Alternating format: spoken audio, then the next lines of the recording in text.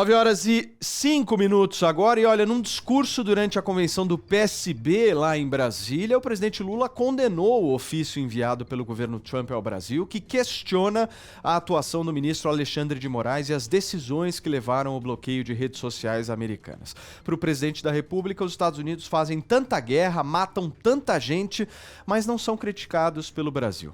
O Lula ainda, gente, considerou absurda a tentativa de interferência e disse ainda que o Alexandre de Moraes está apenas agindo contra quem ataca o país do exterior. O documento, considerado atípico pelos diplomatas, foi enviado diretamente do Departamento de Justiça dos Estados Unidos para o Ministério da Justiça brasileiro, sem passar pela embaixada, um trâmite que é oficial, mas nesse caso foram direto para tentar, obviamente, mandar recado, né? Olha, uma outra fala que ganhou muita repercussão, nesse evento do Congresso do PSB lá no Recife, eu falei Brasília, perdão, só fazendo uma correção, no Recife, o Lula afirmou que se depender dele, a extrema-direita não vai voltar a governar o Brasil. Ele disse que se estiver bonitão, do jeito que ele tá, apaixonado e motivado pela Janja, a direita não volta. Óbvio que essa fala viralizou nas redes sociais e tem meme surgindo aí, né? E olha, a Polícia Federal vai enviar ao Supremo Tribunal Federal uma parte da investigação sobre o mega esquema de fraudes no INSS após identificar o envolvimento direto de deputados e senadores. Segundo fontes da Polícia Federal, trata-se de uma bancada de razoável número, o que deve elevar ainda mais a gravidade desse caso. Gente, só para explicar, por envolver autoridades que têm foro privilegiado, essa investigação vai ser submetida ao Supremo Tribunal Federal para se ter algum tipo de apuração e também responsabilizações formais, né? Esse esquema, que desviou bilhões de reais dos cofres públicos, pode se tornar o maior escândalo de corrupção envolvendo um sistema de previdência social, a maior vergonha que a gente viu no Brasil nos últimos anos. E olha, após a prisão do seu primo, Glaycon Ranieri, detido em Minas Gerais com mais de 30 quilos de maconha, o deputado federal Nicolas Ferreira se manifestou nas redes sociais afirmando que quem é preso com drogas merece cadeia. Ele disse não ter envolvimento nenhum com o caso e criticou as tentativas de usar a situação para atingir a imagem dele. Segundo a Polícia Federal, a droga seria levada para Nova Serrana, a cidade onde o pai do Glaycon foi candidato a prefeito.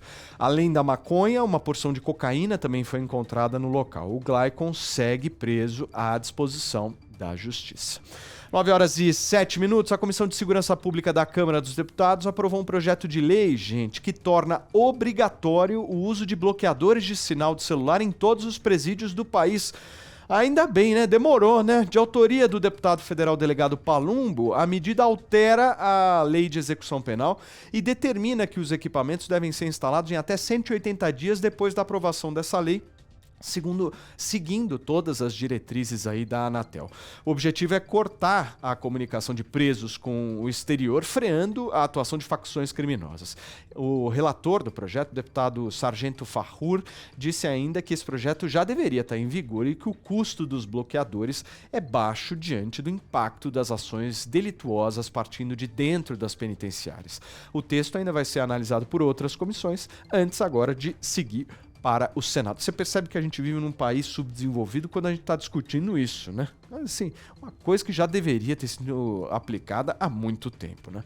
Olha, o FBI investiga um possível ataque terrorista ocorrido em Boulder, no Colorado, durante uma caminhada em homenagem a reféns israelenses mantidos pelo Hamas lá na faixa de Gaza.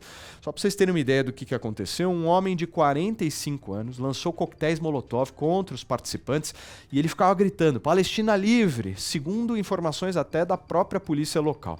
O ataque deixou 6 feridos com queimaduras, 2 vítimas, inclusive, foram resgatadas de helicóptero. E óbvio que toda essa história aumenta a tensão diante da escalada de ataques aí antissemitas nos Estados Unidos. O embaixador israelense pediu a ação imediata das autoridades contra o terrorismo e também contra o ódio antissemita que infelizmente se espalha no planeta. E olha, o empresário Elon Musk diz que não quer ser responsabilizado pelas decisões tomadas pelo governo de Donald Trump, viu? Embora ele siga meio que vinculado como consultor daquele projeto DOGE, o Departamento de Eficiência Governamental, que ele mesmo ajudou a criar, né? Numa entrevista que ele deu à imprensa americana, a CBS, o Musk reforçou que o seu foco volta a ser as suas empresas, mas que vai continuar colaborando com a equipe desse departamento. A Casa Branca confirmou a saída do Elon Musk na sexta-feira, dia 31 de maio, e o Trump veio publicamente, elogiou o empresário, dizendo que os Estados Unidos o ama. Renato Medeiros, ex-empresário do funkeiro Pose do Rodo, afirmou que ainda lida com sequelas físicas e psicológicas após ter sido agredido pelo artista e seus aliados em 2023. Ele declarou ter sido o pior dia da sua vida ao dizer ter sido vítima de tortura com direito a cigarro queimado no ouvido. Ele disse que vai à delegacia hoje, nesta segunda-feira, para saber se há avanços na investigação que está apurando também um possível cárcere privado. O Pose foi preso na última quinta-feira, nós trouxemos todas as informações aqui, numa outra frente de investigação por apologia ao crime e envolvimento com o tráfico. A defesa do Pose nega todos esses crimes e diz que o Renato teria furtado uma joia do cantor. A polícia agora aguarda o resultado da perícia em imagens e celulares apreendidos para concluir esse inquérito. 9h10, vamos girar o assunto por aqui, porque Neymar foi assunto ontem à noite, hein? Aliás, que vergonha, pelo amor de Deus.